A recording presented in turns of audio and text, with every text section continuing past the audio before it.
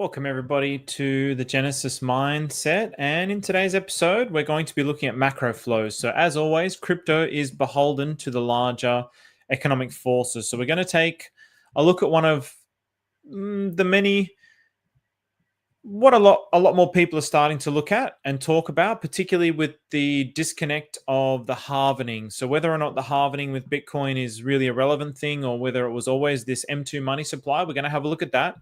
Also, obviously, this has had a knock-on effect with Pulsechain and its growth, despite the White Swan event of the recent bullish news with the clearing or the dismissal of the SEC case. It wasn't just a we're going to palm it off, we're going to knock it away because this is what the SEC is doing. This was literally dismissed, and even to the point where the allegations of fraud were pretty much taken apart within the dismissal. So even if there wasn't a dismissal on the grounds of jurisdiction, there was basically, it looked like there was enough there to give a dismissal regardless. So we're also going to have a look at OGWebChef888. So the OGWebChef888 Ecosystem, Jesus Escobar, Finvesta. And there's a bunch of tokens within there that people have been asking me a lot about in the last few weeks. And I do know that when people are asking me a lot about something and it's been around for a long time and the price is going up then they start talking to me maybe 2 or 3 weeks into the price going up, I know it's probably not really a good time to talk about it. It usually means that a top is coming.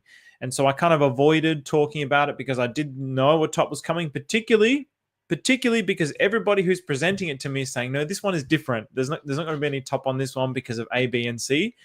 And it's not to discount any of those reasons, but there's always a top. There's always a top. So we're going to have a look at this as well. So we're going to have a look at this as an opportunity because there has been a great pullback. So first, we're going to get into the macro.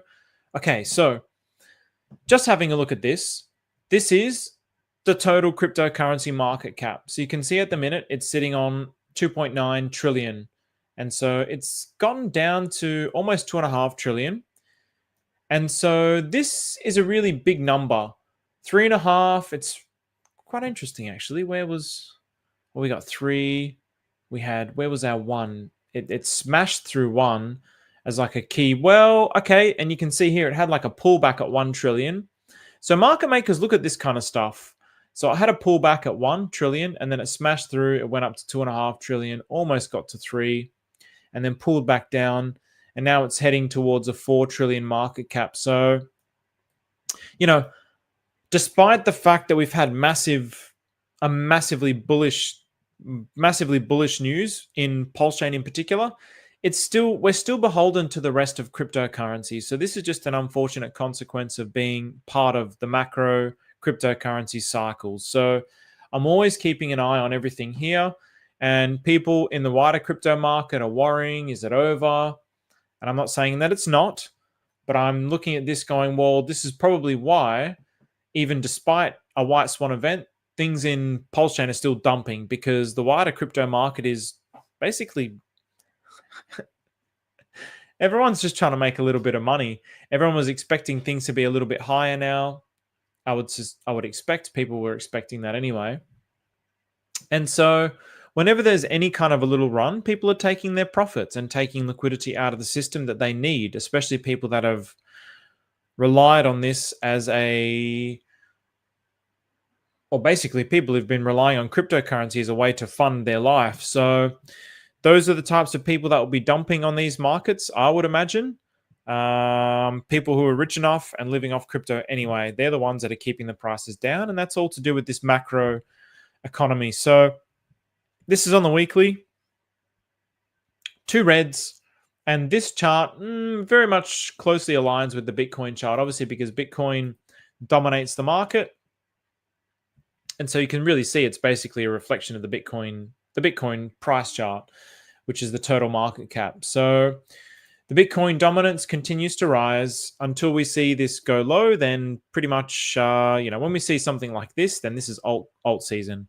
Anything below 50 is alt season. When we start to see like a massive dump here, it's alt season. So if this is March of 2021, you could probably go back and have a look at, say, the Ethereum price.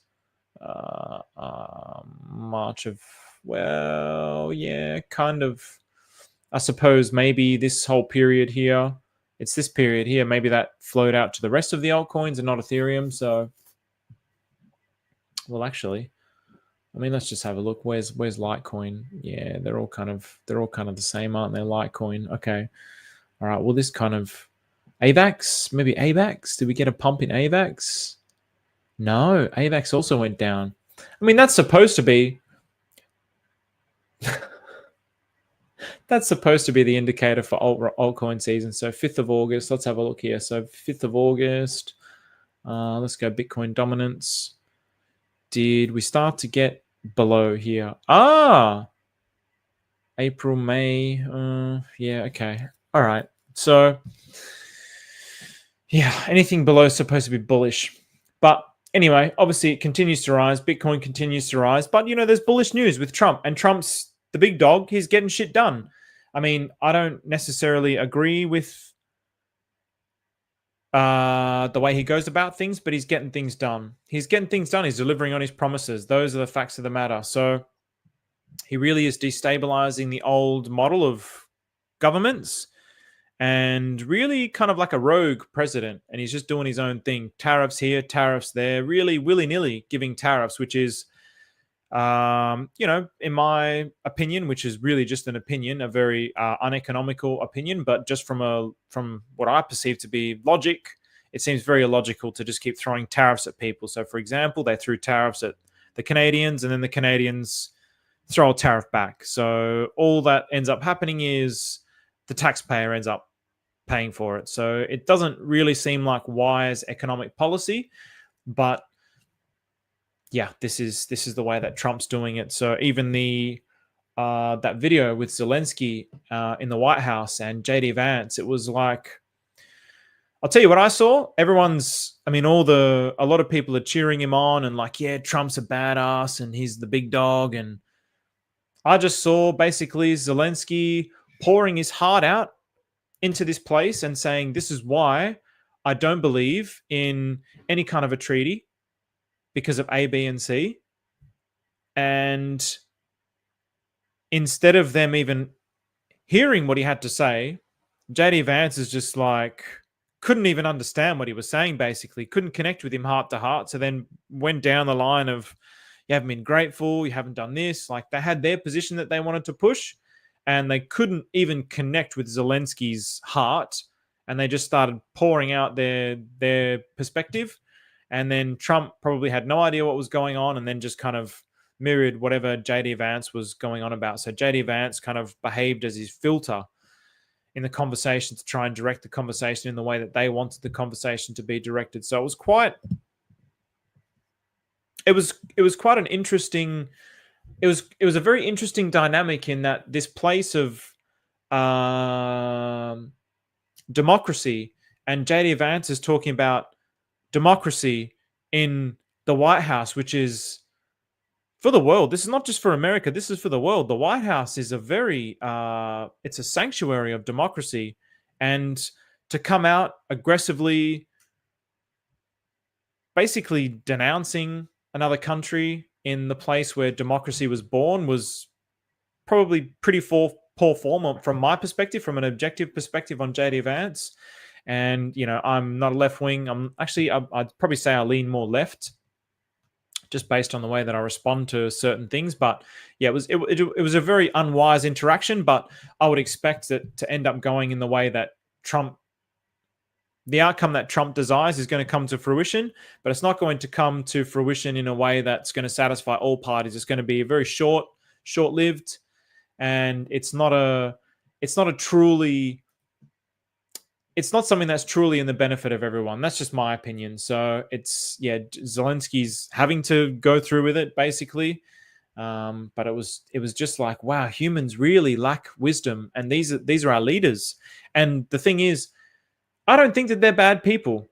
I don't actually think that they're bad people. I think that they're doing what they believe to be right. I believe most men do what they believe to be right, but what they believe to be right is obviously a bunch of accumulated experiences, books that they've read, experiences that they've had. has absolutely nothing whatsoever to do with the truth. It's just a subjective perspective on truth. So, all right, what's going on, everyone? Live, laugh, love. What's going on, Marcus?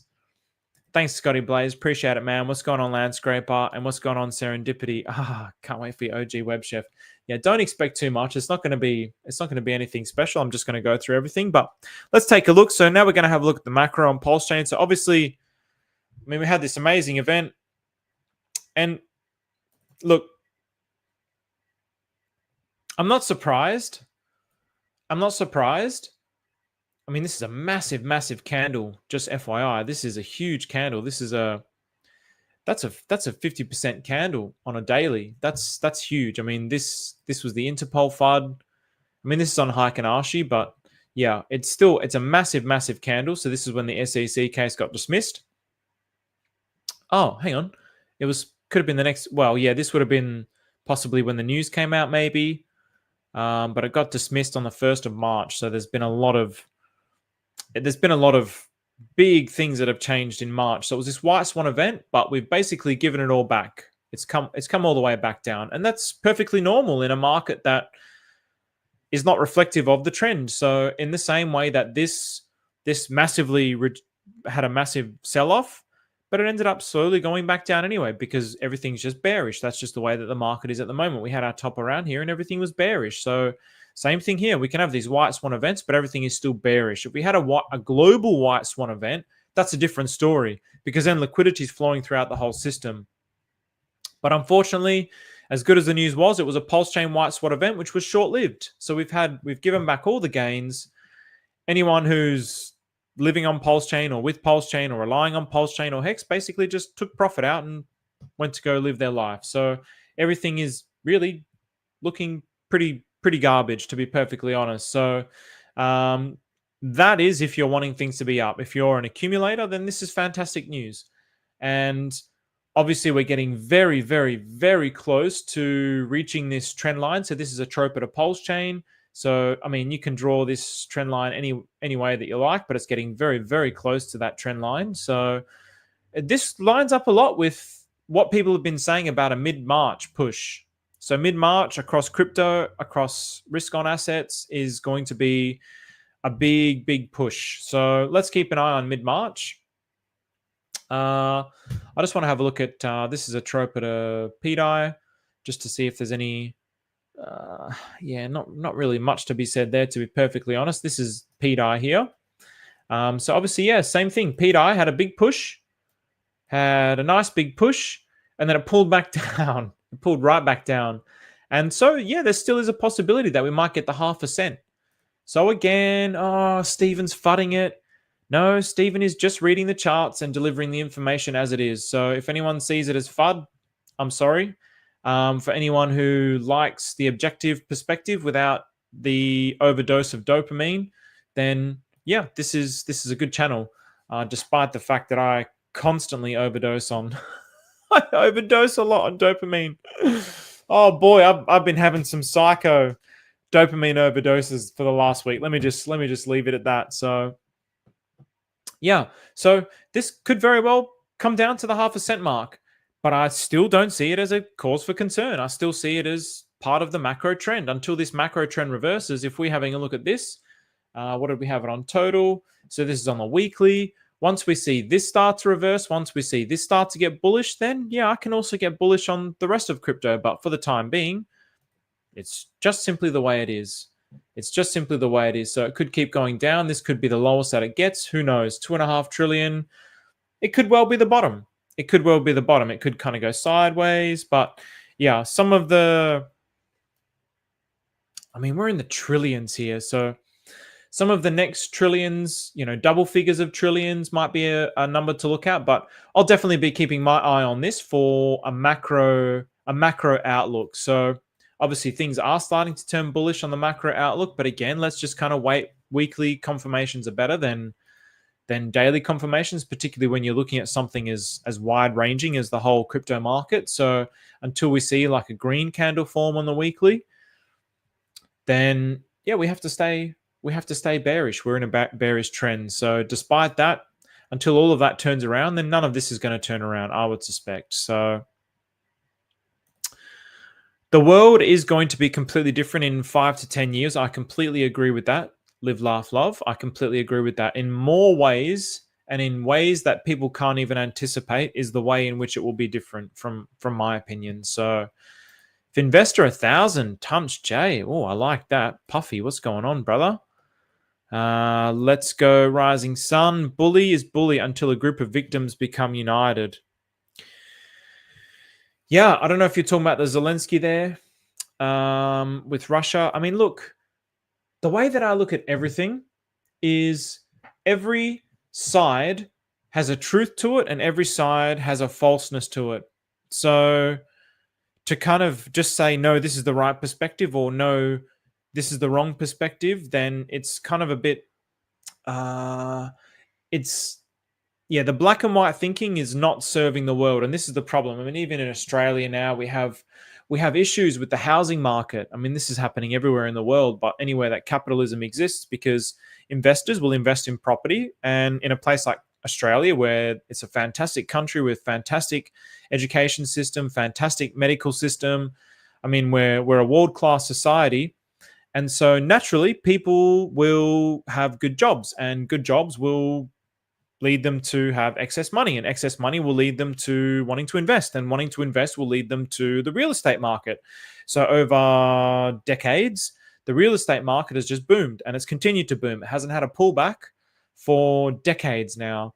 And what's actually happening is now we're blaming it on foreigners. Oh, it's because of the foreigners. It's because of those Chinese investors that are coming in and stealing our houses. And it's because of this government who's bringing in all the immigrants, and now there's no housing market and we can't pay for all these houses. And well, all it is really just short-sighted economic policies and inefficient governments that are creating these issues. It's not just one thing or the other thing. It's not just Australian real estate investors. It's not just foreign investors. It's probably a little bit of mix of everything.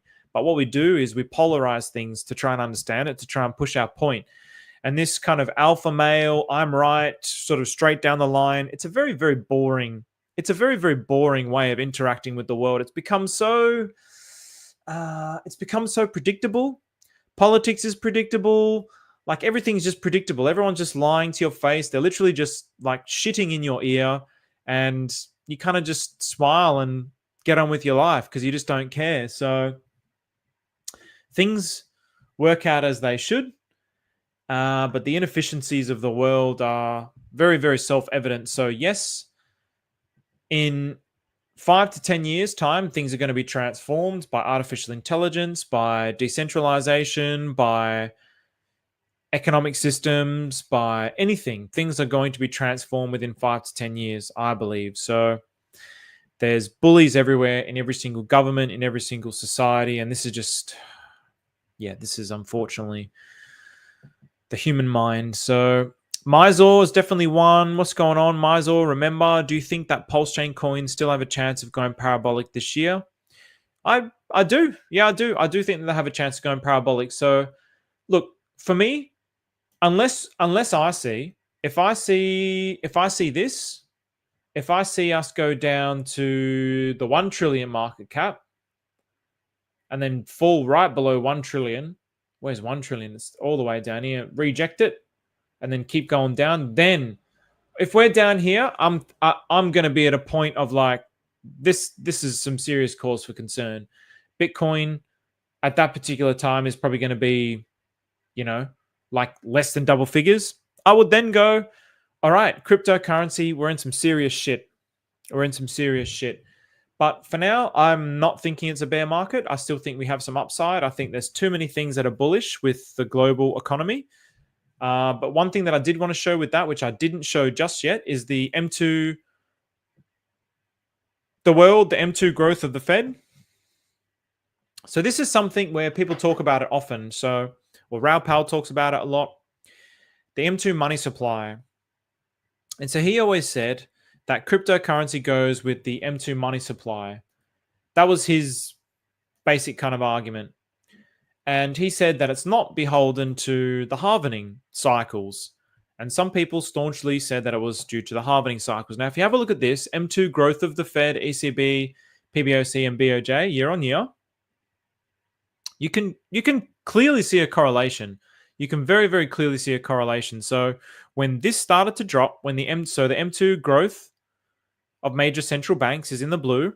So when they were slowing their growth, the price was going down. Now at this stage, 2011, I think this is the thing. This is where TA is like, how much of the TA could I say that is the M2 money supply, and how much of the TA can I say is the Bitcoin halvening? Is it a bit of both? Has it gone from the Bitcoin halvening to this? That's my perspective, that it used to be related to the Bitcoin halvening. Now, due to the nature of Bitcoin, that basically we're onboarding entire governments and the biggest corporations on the planet. Now, I would say we're very much beholden to this M2 money supply. But back in 2012, I don't think this was going down based on the M2 money supply. I could be completely wrong. And it possibly could have been. And then what happened was this stabilized. It was still in the positive. It started to go up. Then it started to go down. The M2 money supply, we had the next bear market. So the 2013, well, basically the start of 2014, cryptocurrency winter. Then the money supply started to increase and Bitcoin also increased. Then the money supply hit a top and Bitcoin dropped. The price of Bitcoin. And obviously, all of this correlates to the rest of the cryptocurrency market. And again, same thing. We had this bottom here, and then it started to trend up, and it hit its all-time high. And it hit its all-time high around here, where Richard Hart called the top on the day. And then we had this Judas candle, but it kept going down. Now, you can see that there's not been any major M2 growth of money in the last, since 2021. 2022. So it's been trending down and slightly going up. And you can see as it's been going up, or when it's been trending down, we've had a bearish trend. When it's been trending up, we've had a bullish trend. Then it trended down a little, bearish. Then we had it trending up, bullish. Now we've got it trending down, but now it's starting to turn back up. So for me, this is something that I'm definitely going to be keeping my eyes on. The global money supply, M2 money supply. And actually, this is really good little website here that I've just put in the chat there. What would you do if Trump one day would say, Australia, you better consider to become the 51st USA state? You know what? I couldn't care less. I would say no, that's ridiculous. But whatever happens, I couldn't care less. It's like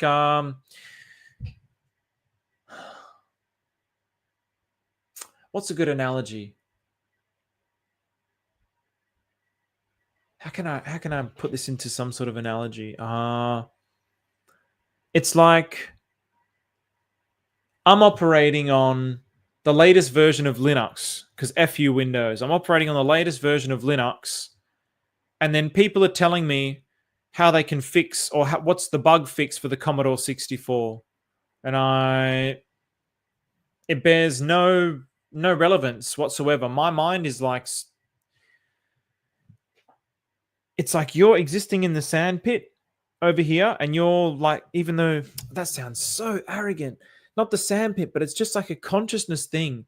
You know, this place, this world of divided nations is just the most fucking stupid thing on the planet, and we still keep doing it. We make these imaginary lines on a planet that's literally in the middle of infinite space, and we make these imaginary lines and say that these people are these and those people are those, and then this is the border, and you can't come here unless you have this kind of paperwork. It's so fucking retarded.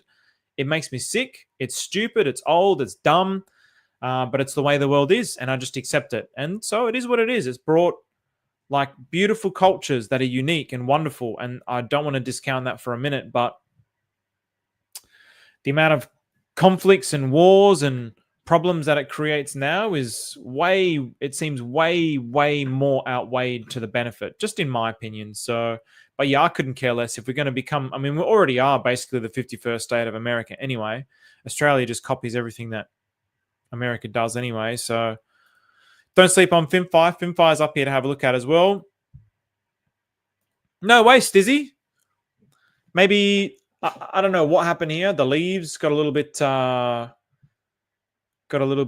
not too sure. Maybe it was too much sun. I'm really not too sure. It's hard to know, but it's little baby's. She's still growing. She's still growing strong. So she's good. She's good. But yeah, those leaves are looking a bit sad, must admit. So, but she's happy. She's happy. Don't worry about that. All right. What's going on, Pedro? The external does not apply to you. Yeah, brother. Exactly. We really have to. I mean, the world, the science of the world is catching up to the fact that your internal reality shapes your external reality. So I'm only focusing on the reality that I see in my mind. I'm not focusing on the reality of robots. Like everyone thinks that they're free will, but no, we're just acting like robots. It's just like determinism played out in humanity. It's predictable and boring. So morning, Mr. Steven. We're making moves now, aren't we? We are immutable. Immuntable. Immuntable. Or you mean immutable? Because munted is like... Anyway, so yeah, the Atropa ecosystem's not doing much. Pulsechain's not doing much. Until Pulsechain start doing something, then maybe the Atropa ecosystem will start doing something.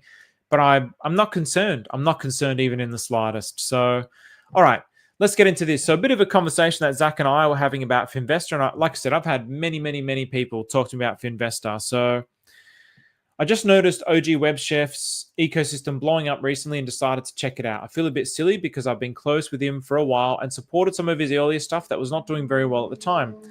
I was exactly the same. So people kept coming to me with OGWebChef tokens and I'm like, I'm not really interested. I had OGWebChef and nothing at all wrong with the guy. Like, amazing guy. I had an interview with him and I loved him. I was like, really nice guy.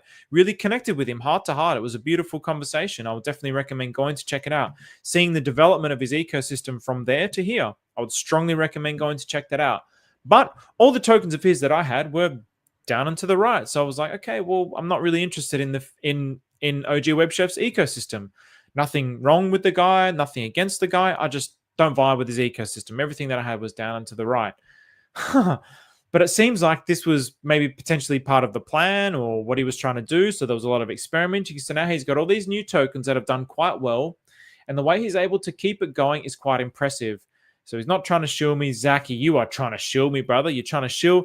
I definitely did not get a good entry. I don't want to go too much into these conversations. So he made tokens that are rewarding holders without any tax, which is pretty unique. Also, the daily ROI is greater than 1%, which I've never seen done sustainably. I remember I kept fading PTGC because I thought it was always feeling like a top. At least with these printer tokens, I'm earning my investment back pretty quickly in rewards alone. OGWebChef is a great dev that I probably didn't give enough credit to before, and I'm going to continue to support his ecosystem a lot through the years. The 1.5 years of experimenting on Pulsechain has done them a lot of good, and it seems like the ecosystem they built so far is self-sustaining, but time will tell for sure. So now this is where I get a lot of respect for OGWebChef because, yeah, I mean, people like myself and Zach, we were seeing the same things. We're like, okay, well, everything's just down and to the right. There's not really much going on here. This is just like liquid loans, but it's going down. Like, why would I want to buy that if it's going to keep going down and to the right? But what Zach says is he made tokens that are rewarding holders without any tax, which is pretty unique. So this rewarding is not being done through swaps. Yes, it also is being done through swaps. Obviously, the swaps equals tax, but it's being done a lot by burning. This is what makes it very, very interesting. So Zach, then OG printers, trackable, this particular here. So you can enter your wallet address here. Have a look at this, and here's the top gainers. And you can have a look at this. It's relying a lot on burning, the burning statistics. So Finvesta, in the last 24 hours, it's burnt $175,000 of tokens. It has $63 million of tokens in supply, so 925,000, so nearly $1 billion. And it's burnt 2,553 within the last 24 hours. Within 1 month, it's burnt $4.4 million of tokens. So I don't know what this burning schedule is like. I don't know how long this burning schedule is going to go for, but we can see that the burning schedule has stayed reasonably consistent. It had a spike at the start of March, it seems, but it stayed reasonably consistent. So this is the end of February. This is now where we are in March. It stayed reasonably consistent. It's fluctuated, but it's continuing to burn. Now this is I think this is the Remember, the 5th of November. And you can see also this has also got some sort of math to how and why it's burning in the way that it is. Now that's at 18 million, and how much in the last 24 hours? In the last 24 hours, it's had 1.7 or 1,708, but it's had 18 million. Oh no, 18 million is the total supply, and in 1 month it's burned 81,000. So let's just out of curiosity, so we can see if the burning is happening or is reasonably happening at the consistent rate. So 175,000 divided by 4417. There we go. That'll do. So that's 3.9%. That's being burnt on a 24-hour period of the 1 month. So I just want to see if this number's kind of the same. So, oops. 52,349 divided by 81,166. Interesting. Interesting. So this is actually burning a lot more of the supply. This is burning a substantial amount more of the supply. 52,000. I did it wrong. Whoops. 1708 divided by 81,166. Okay, so this is burning 2%. This is burning kind of 4%. Just out of curiosity, what has this been burning? And again, the 1 month. I mean, I don't know when this burning really fully started happening, but let's just do the same math anyway. Divided by 10,000. I mean, you can already see this is actually a lot more. So this is Finfire. So Finfire is 14%. So, but again, like I said, this 1 month might have only started maybe a week or two ago. So in any case, one thing that people are really loving about this, so this is a great website. So did I put this in the chat? I did not put this in the chat, but I will put this in the chat. If you guys want to have a look at this, I should put it in the description as well. So you can see you can see that Remember has been the biggest burner in the last 1 month. This one here is definitely, maybe it had its time, but it's certainly started to slow down. This is Remember. This one here, I think. And then this one, I don't know. This is Miser. This is Remember. So, and Finfire is not here, which is quite interesting. So Printers ROI. So this is all the return on investment. So, I mean, you can see why this ecosystem is really blown up because, yeah, I mean, some of the ROI on this stuff is just insane. So obviously, like I said, I've had lots of people talking to me about it. So Finvesta, I had people telling me about it. No, that's... Holy shit, it's March. I mean, I'm pretty sure I've had people telling me about it since possibly January. And, you know, when you see a chart like this, maybe this is when people started to tell me about it. It's like, well, if I just see it just breaking an all-time high, it's not really something that I want to get too involved in. Because normally that's when people are coming to me saying, no, this is the one, this because of this. No, it's not tax tokens, it's burning. Or no, the dev has done this and not this.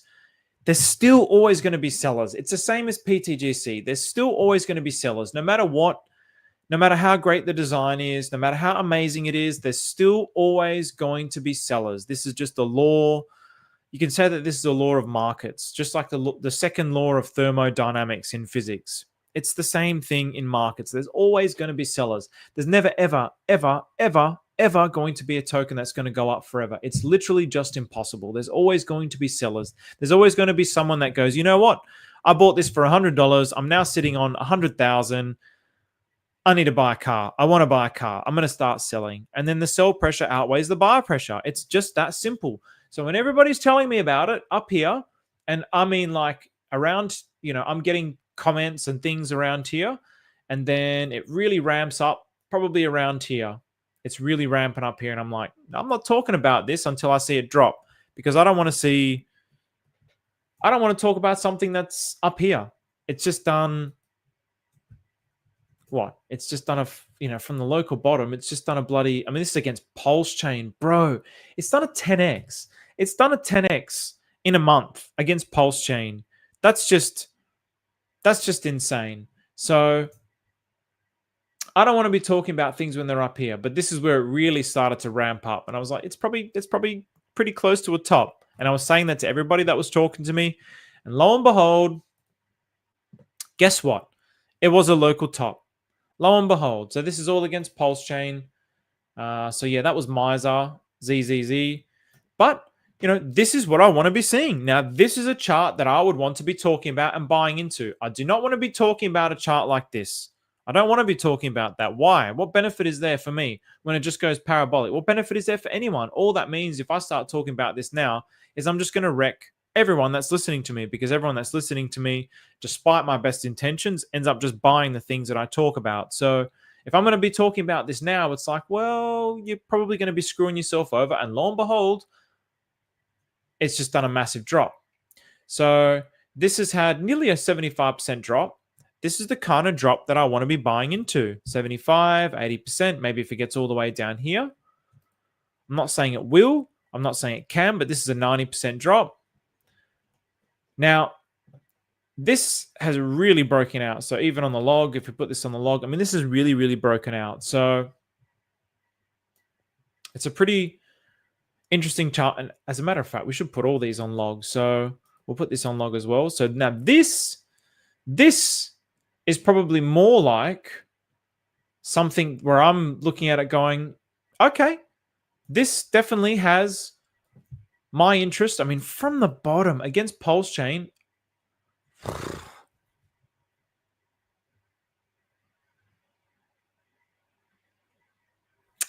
can you believe that? That's 100x, man. That's 100x in a month from the bottom. That's over a 100x from the bottom. Am I reading that right? I am reading it right. That's over a 100x from the bottom. Fuck.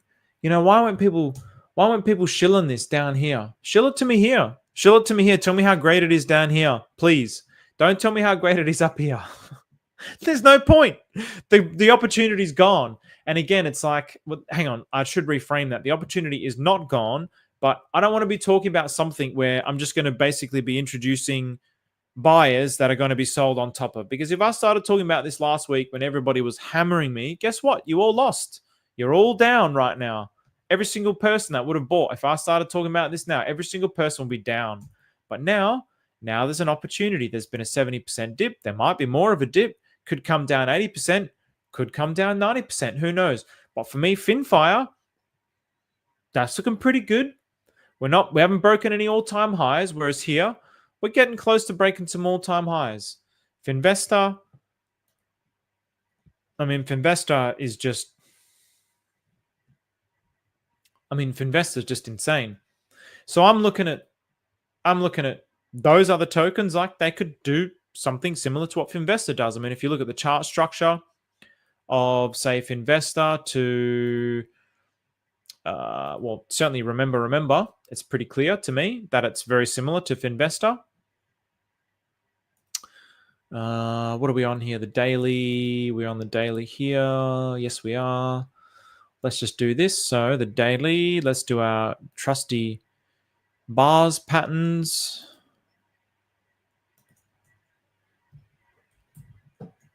And then we go to Finvesta.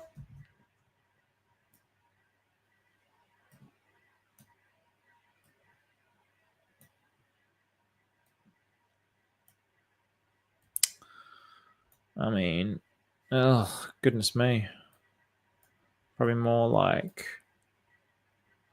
something like this, right? So, and probably a lot less somewhere like this. Yeah, that's more interesting to me. So what's this? What chart did I just do? So this, that's not right. Did I not? I just did this chart, right? That does not look correct, does it? That doesn't look correct even in the slightest. Did I do that chart?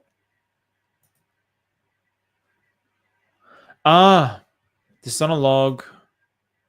This is also on a log. That's on candles. That's also on candles. What the I don't quite get that.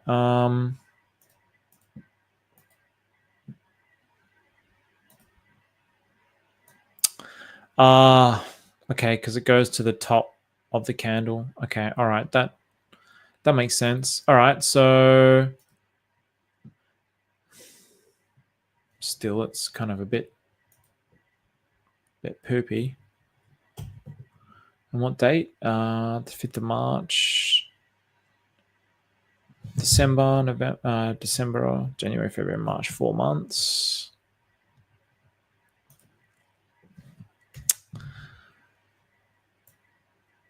Fascinating. There we go. It flips. That's why. So more like, and then 4 months. So what did we have? July, August, September, October, November. So we go to the start of November. Some more like here. Yeah, that's more like it. You know, that's more like it. But Finfire for me is like, yeah, that's also pretty much more like it. But it's just at a freaking 100x run. No wonder why people are losing their mind over this. No wonder why everyone's talking about this. And yeah, I mean, people are wonderful. People are beautiful to me. They want to share with me these amazing opportunities. But I read it energetically as like, okay, well, if it usually means people are getting euphoric, which usually means we're getting close to a top, because people who bought this at the bottom are going to want to start to sell. And people who bought this for a few $100s at the bottom and then they got 100x, they don't need to sell much to wreck the chart. They don't need to sell much, especially when the liquidity is only 72K. So yeah, these are all fantastic, but this is more like it for me. Something like this where it's like, okay, I can see opportunity here. Finfire is obviously a very big part of the ecosystem. And I don't know what all of these do. You guys can go and read all of these. I've just basically pulled up Finvesta. You can have a look at Finvesta. So 4% burn tax and 1% Finvesta reflection. So basically every swap, there's a 4% burn. And then you're also getting a 1% reflection in Finvesta. So you're getting that token back. So when it's a reflection, you're getting the native token. When it's a reward, you're getting another token. Then we have Misor, I don't know how you would say this. I say Misor, but maybe it's Misor. Misor, the ultimate passive compounding income machine on Pulsechain, earns scarce Finvesta by simply holding Misor. So you're getting rewards in Finvesta by holding Misor. So 95, is that supposed to be 0.55%? So nearly 100% of the supply was burnt. Interesting. Very interesting. Manually compound. So this is what a lot of people are doing. They're getting the rewards and then they're buying the token back and they're compounding their rewards like this. And this is how people are able to get their money back very quickly. This is another very unique thing about this. But again, obviously, when you're doing it down here, it's very easy to get it. We've already had a 5x from middle of February till the end of February. You've had a 5x. Whereas now, unless you got that bottom, you kind of, you're walking on thin ice. But this is only in the short term. This is, again, the short term. If I'm looking at this long term and I'm saying, okay, well, obviously there was nothing to be said. Geez, Finvesta still did that good and I didn't even know. Where was I? Where was I with Finvesta? I don't even know if I was in Finvesta. I don't know which OGWebChef tokens I had, but it wasn't Finvesta. I'll put it that way. It definitely wasn't Finvesta. I mean, look at Finvesta. The fuck? When did that happen? When the hell did this happen? That's a whole year of just going up. That's like a 500x all of last year. This is Pulsechain. How can you possibly be sad about anything on Pulsechain when there's a 500x in a coin that no one no one speaks about, no one talks about it, and it was a 500x. So, yep. So that's Mizo. So this is how people are getting their monies back. Then we have Remember, and because I mean, V for Vendetta is. I got the graphic novel, and it's one of my favorite graphic novels. The movie's a top 5 movie. Hugo Weaving, he's a goat. Hugo Weaving's a goat. He's just, he gets to play bloody what's his name? Elrond. He gets to play Agent Smith. He gets to play V for Vendetta. He's just the GOAT. He's the GOAT. Hugo Weaving, good Aussie stock. Now, remember, the Ultimate Passive Income Machine earned PLS. So this gives you PLS rewards. And then people, again, they manually compound. So whatever rewards you're getting, then they recompound it back into this. And then that's how they're able to quickly get their initials back. So obviously, let's say you bought the bottom here. Not only is the value of your token going up, you're also getting reflections, and then you compound those reflections back into the token, and then you're going to get more reflections. And then so the time that you need to wait to get your initials back decreases. So as you put those rewards back in, you're compounding your rewards. So the rate at which you're getting your initials back increases. So this is what people are doing a lot with this ecosystem. Now, in a perfect world, all it means is everybody just does this and doesn't get too greedy, and we could live forever, happily ever after. But it's not a perfect world. Well, it is a perfect world, but the economic system isn't perfect. This is the way the economic system runs. So it's all PvP, me versus you, look after my family, look after my self-interest, and this is how the world operates at the minute, and there's always people left behind. So in a perfect world, if people didn't do any of that, yeah, this could probably go up and to the right forever. But yeah, we are living in a world of scarcity, so these things will go down and they will get sold off. So for me, at the minute, this is pretty fantastic. I'm really glad that I waited to talk about it because we have had that dip. And I could see it. I knew it was coming, and we have had it. Whether we have more of a dip remains to be seen. You could have a look at these and go, you know what? I'm going to wait for the 90% dip. And that's very, very plausible in my perspective. In my opinion, it's very plausible. Whether we do get it or not is a different story. Look at this. Finvesta, number 3, 38% today. 38%. Wow. Unbelievable. Unbelievable. So, and then, for example, Finfire, what does Finfire do? So Finance on Fire is a revolution brewing on Pulsechain where true DeFi lives. A Finvesta IO product that is here to leave traditional finance in the ashes, leading ahead with our innovation. Our mission is to give back the power of finance to the people without a need for any intermediaries. I don't really get what Finfire is, but it takes me to the Finvesta website, I believe. Yeah, finvesta.io. So it takes me to the Finvesta website. So I think I already have this launched. Oops, damn it. Don't close. No. I think I already have it here. So yeah, this is the Finvesta website. Yeah, finvesta.io. So it goes to the same website. So I would just encourage you to have a look around this website. What can you farm? What can you stake? The home. I can see this is all really cool, but it's a bit, it's just maybe fix this up a little bit. But yeah, great job on everything. I haven't gone through any of the docs. I'm not going to go through any of the docs now, but all I wanted to do is say there is this ecosystem that's pumped and it's had a pullback. Now's the time to be getting into it. If you were interested in it, if you did hear about it, now's the time where it makes more economic sense to get into it rather than when it was up here. So that's why I'm presenting it. Does it mean it's going to continue to go down or go up? Who knows? That's up to you to decide. Personally, I think it can continue to go down. That's just simply the way that these things work. But, you look at Finvesta and they're all interrelated and they're all following similar kinds of maths. So I look at something like Finvesta and I look at the pullbacks that it has had where it's more it's aligned with how PTGC is. And I'm sure that all these tokens together have some sort of relationship that mutually benefits the pump. No doubt about it. So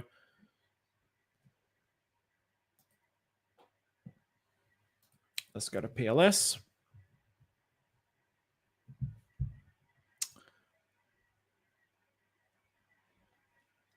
And I'm quite sure, of course, yeah. So I'm quite sure that there hasn't been any massive pumps. So this some drops. Yeah. See, even on so on the daily PLS, it wasn't showing this before.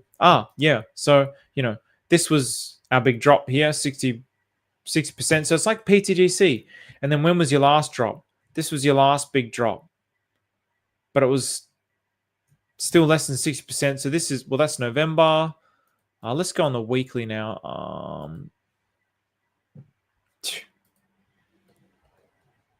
Yeah, I mean,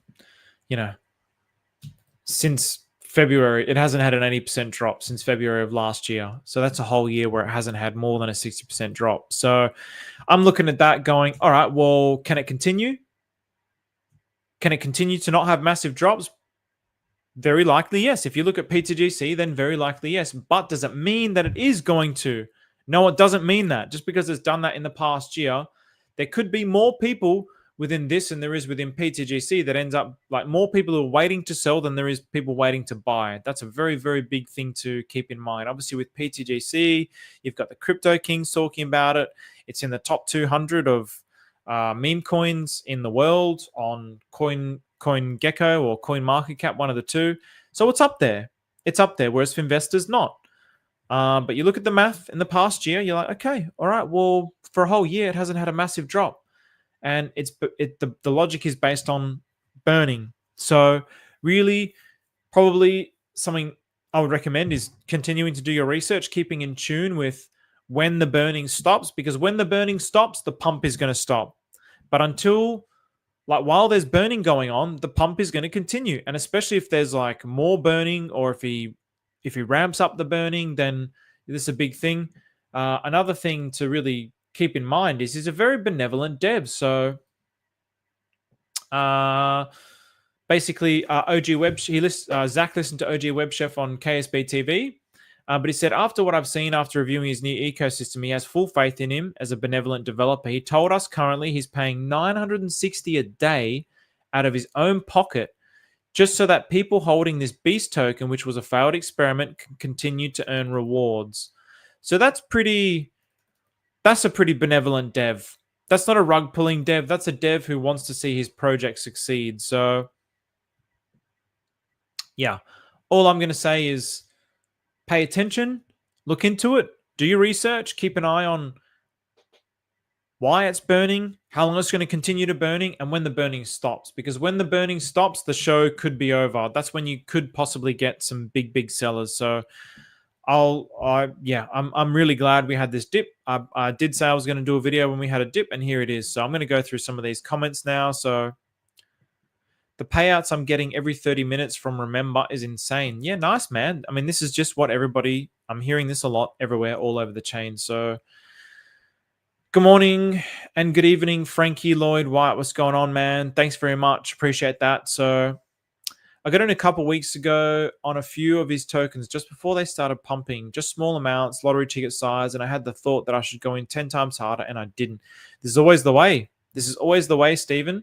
When there's tokens where we're like, yeah, I can relate to that, where you kind of ape in on something where you're like, I'm not going to give this two thoughts, and you ape into it and it doesn't do anything, and then you're sort of tentative on something and it ends up mooning. But that's the game, isn't it? That's the game. So Miser supply shock is coming. Under 30 million left in the contract. 10-cent Miser, $100 Finvesta soon. So okay, so what you're saying with Miser. So let's have a look. So Miser, this one. So what is aerosolize? Miser shock. The supply shock is coming. Under 30 million left in the contract. So what you're saying is, of this 552 million,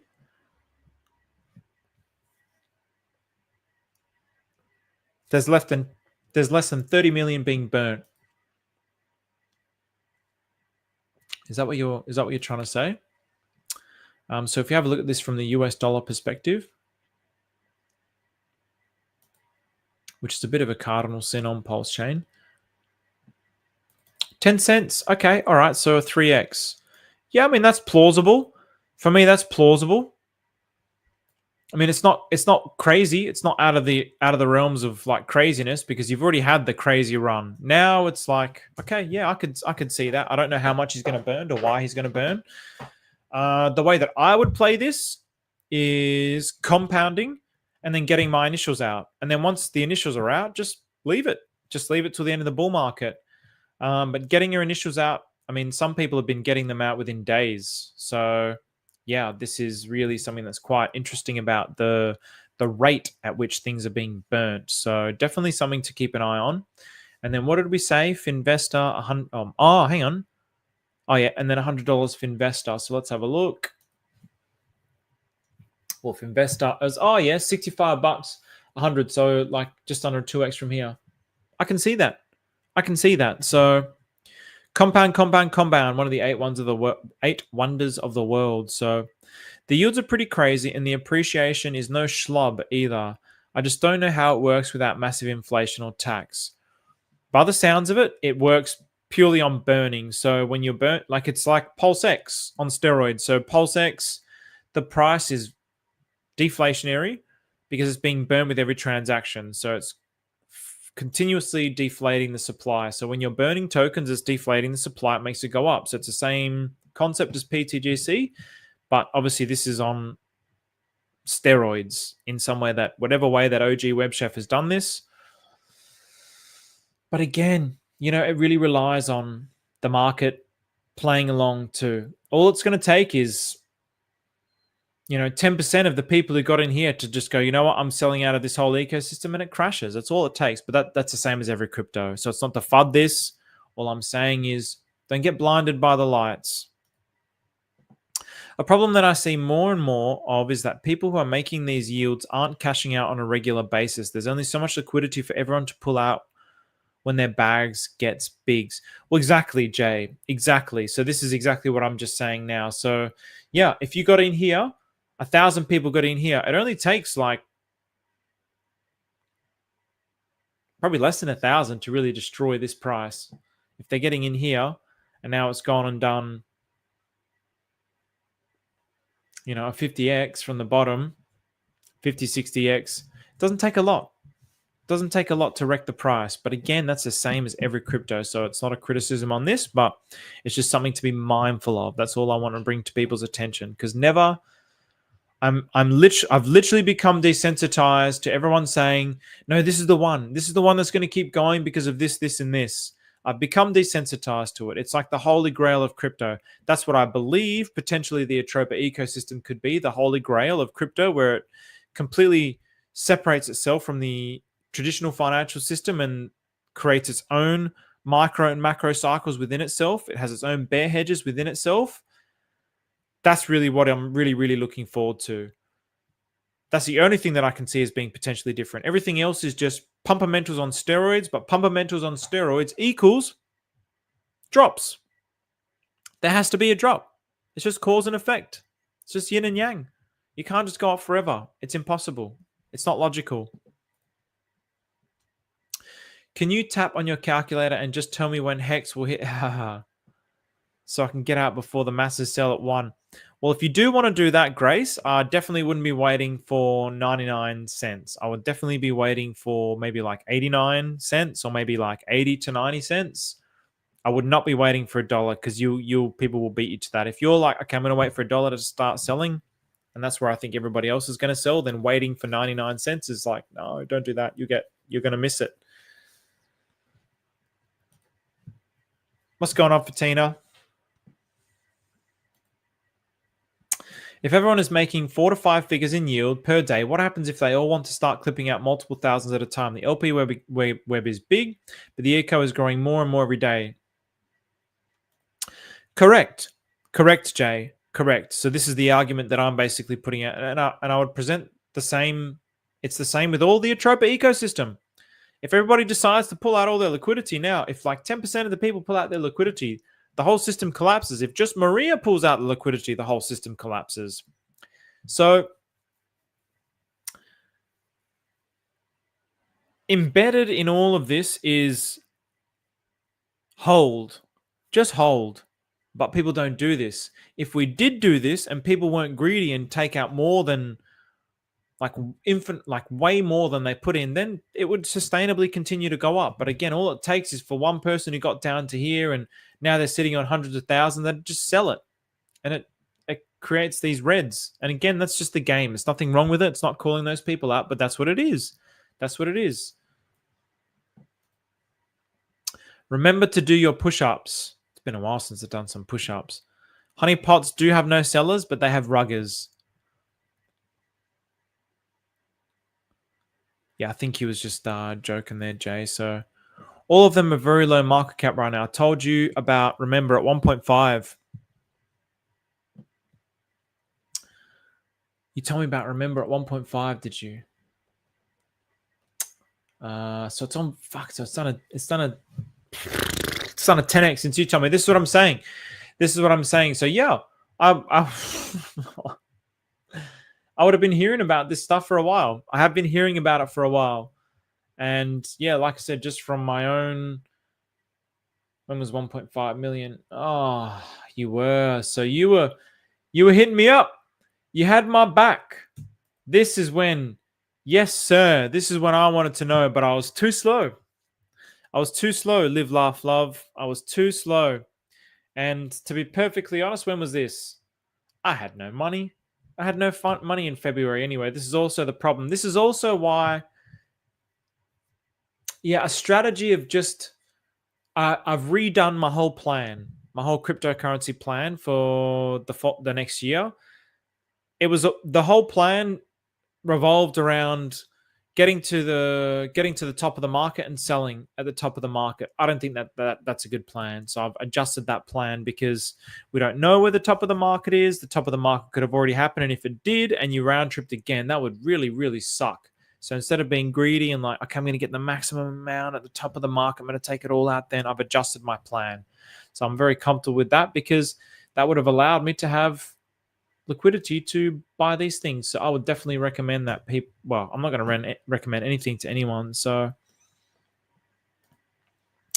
how does Pt I to Pulse look?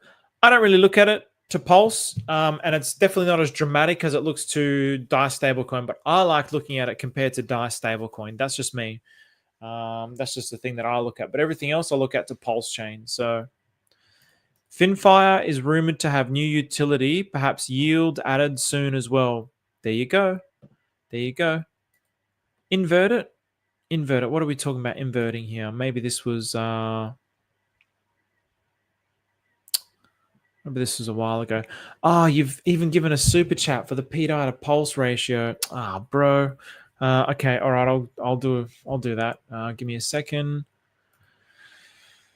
Let's have a look. See Pt I.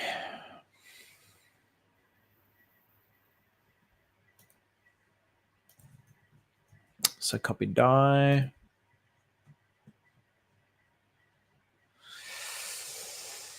Let's have a look. See. And then Pulsechain.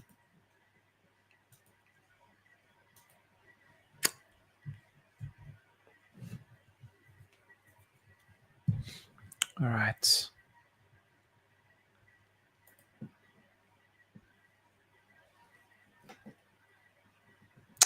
So while that loads up, it's over 95% burnt on Finvesta. What? 95? Yeah, okay, on Finvesta. Yes, okay, sure. Thanks for highlighting this ecosystem pumping coming. Yeah, I mean, this is really, this is, what happened here with the screen thing? Okay, there we go. This is really unique math. 95% of the supply has been burnt. So it's obviously this massive, massive market cap and then just burn a shitload of the supply. It's kind of it's interesting, right? It's like a interesting, cool little way of playing with, I don't know, whatever he's trying to do or however he's trying to do it. It's almost like a learning thing. You know, he spent all this time like learning about creating an ecosystem, and now he's kind of like figured out the magic juice. And I mean, when the charts do that, you can't, it's hard to put that aside, isn't it? So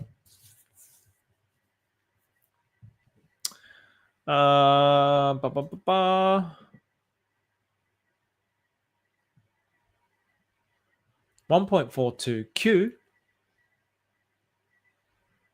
What? Oh, that's in market cap.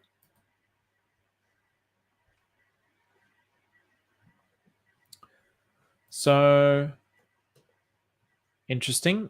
All right. Well, maybe. I mean, it kind of just tells the same story, really. It's going up and to the right. It's doing the same thing. And it still looks like there's a little bit of time for it to get to whatever this region is, whatever this is going to be. There's still days. We're on the weekly now. Might have like a capitulation down to here. Who knows? Yeah. So this is what it is to Pulsechain.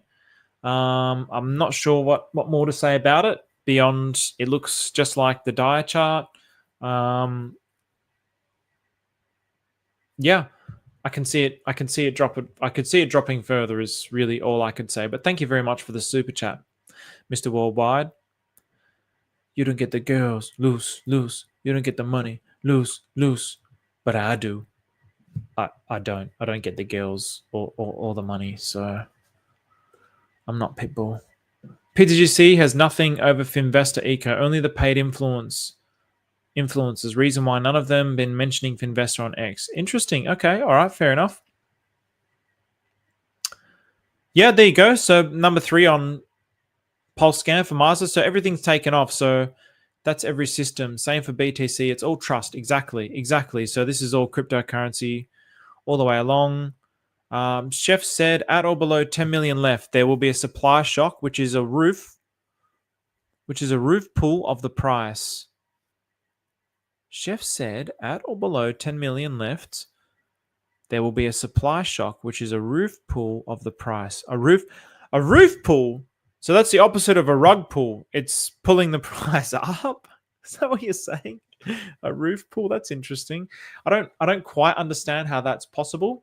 I mean, I understand the logic of, well, if it burns and continues to burn, then the price is going to continue to go up. But I don't understand how once it stops that the price would continue to go up unless there's some sort of event that continues to draw it up. So yeah, I'm not too sure. Thanks, Frankie. One day I'll be like Pitbull. I'll be traveling the world, doing all sorts of things, bright futures and all that. Well, anyway, I'm not going to have too much of a long one. This is an hour stream. I think that's enough. Yeah, look, all the websites, everything is on there. I would recommend just having a look at everything, using the liquidity.versals app, just seeing the liquidity webs, because this also has a nice liquidity web, which gives it longevity. Anything that has a liquidity web gives it longevity. But yeah, I guess it's... Yeah. Okay, I've just got this question here from Conspiracy Crypto. What is the better play, Finvesta or Miser? Damn, bro. That's a $1 million question right there. I mean, what we saw before is... Well, what we saw before is Finfire. The burn rate of Finfire is 7 times the burn rate of Miser. And the burn rate of Finvesta is about double the burn rate of Miser. But Miser is...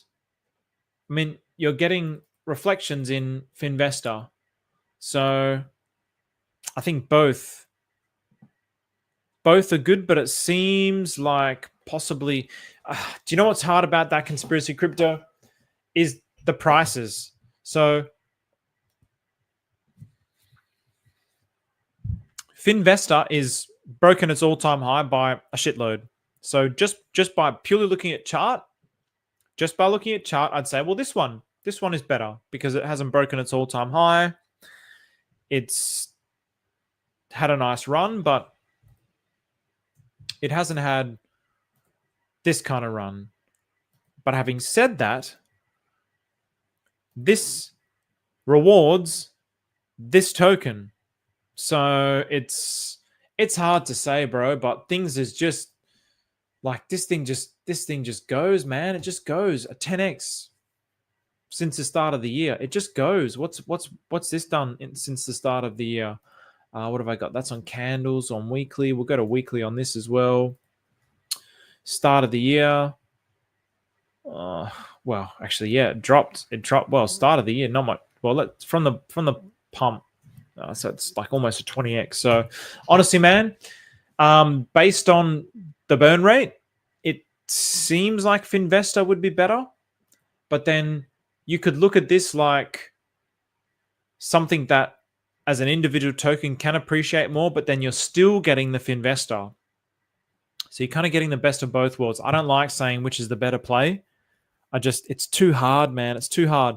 Based purely on the math of burning, then you would say Finvesta. But then based on market cap and potential buyers, you would say Miser. So yeah, it's pretty tricky. It's a pretty tricky question to answer though. So less tokens in the contract also means exponentially reduced sell pressure as well, as Miser is being burnt by Finfire. This combined will result in a large increase in price, even though it's going to happen gradually. There you go. There you go. So all that we know is the burning mechanism that he's deployed or whatever he's done for his burning is just, this is some next level burning. This is like beast mode burning, but it doesn't look like it's going to last forever. So from that perspective, I'm looking at these charts that have just had their 70% drops. I'm looking at the fact that the burn rate is probably going to really slow down. There's another, 30 million on, what did we say? What did Aero say? 30 million on Miser left or something like this. Hang on, which one was it? I have to look at this because then we can at least calculate potentially how many days are left.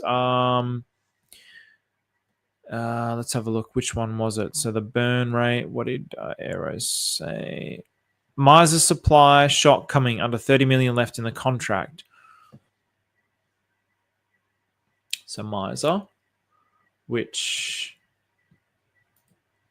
has a total supply of 552 and then 30 million more to burn. Is that what you're saying, Aero?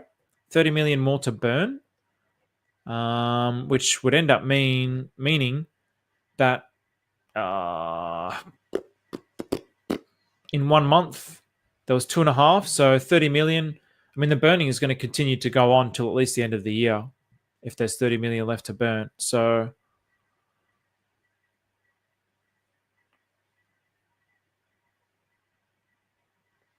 yeah, I mean, unless he increases the burn rate. So in any case, thanks for the super chat, brother. I appreciate that.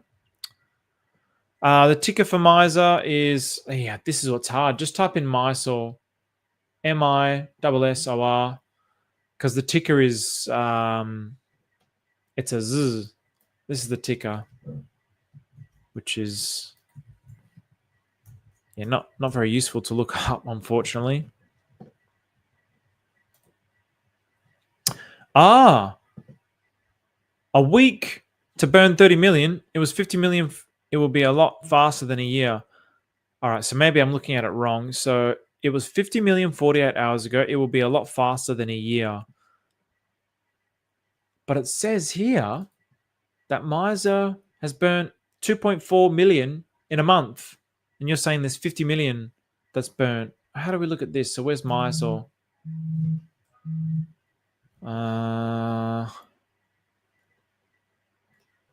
Unfortunately, this doesn't really give us a lot of information for Miser. And there's no little spiel. Where did I get the website and shit from? Shouldn't it? What? Shouldn't it all be here? How did I get the website? Duff. Anyway, people can look at these things anyway, so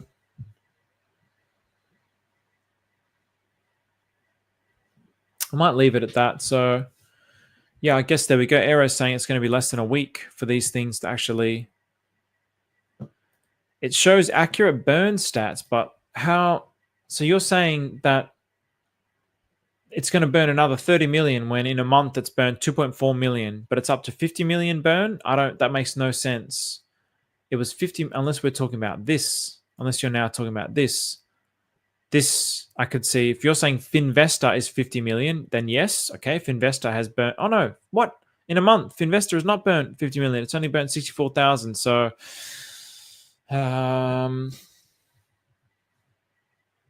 unless the 1 month is like from the start of this month, possibly.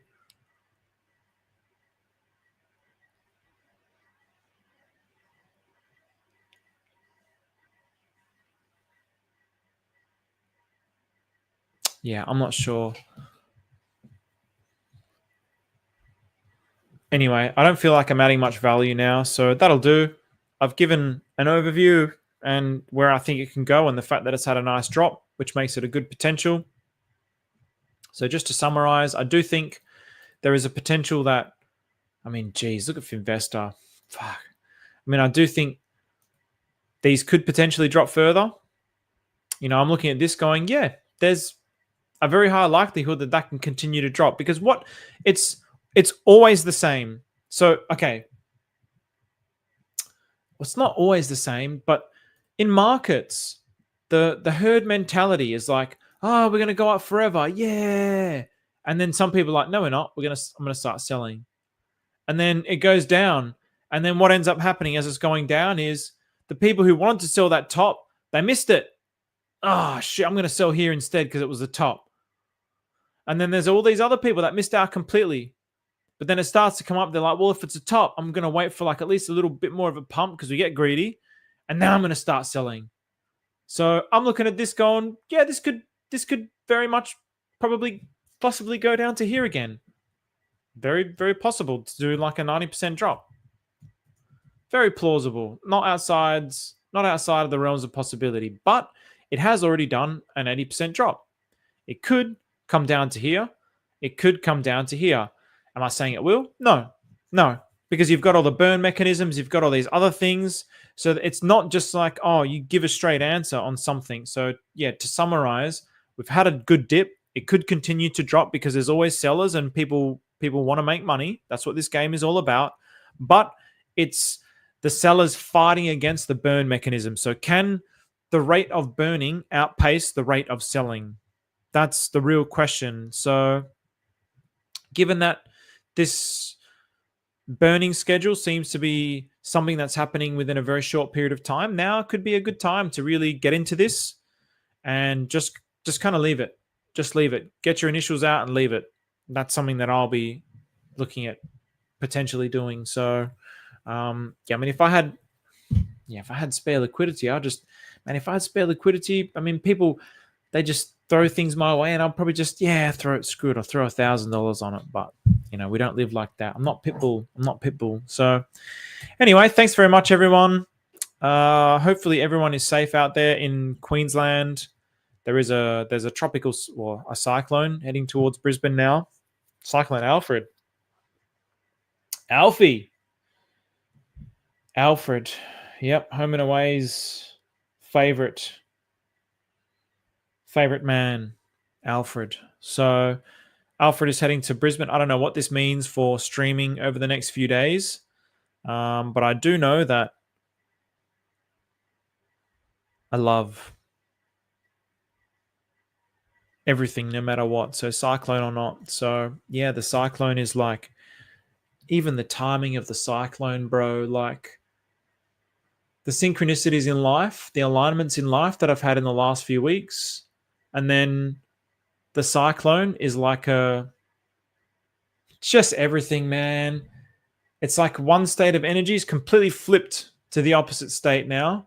It's like, okay, we were in a bullish synchronistic trend. Now we're in a bearish synchronistic trend. And the cyclone is like punctuated the bearish synchronicities.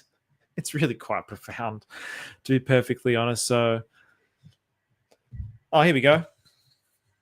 Flux active. Mysor, 33 million. Shout out to 33 million to burn. Will last a lot longer than 1 month. there you go.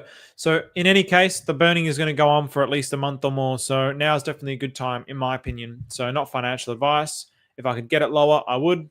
It's not much of a dip. I could say it probably is going to dip more, but who really knows? It could run away because if you look at Finvesta, it just keeps going and going and going. It's another PTGC chart. So good luck, everybody. Take care.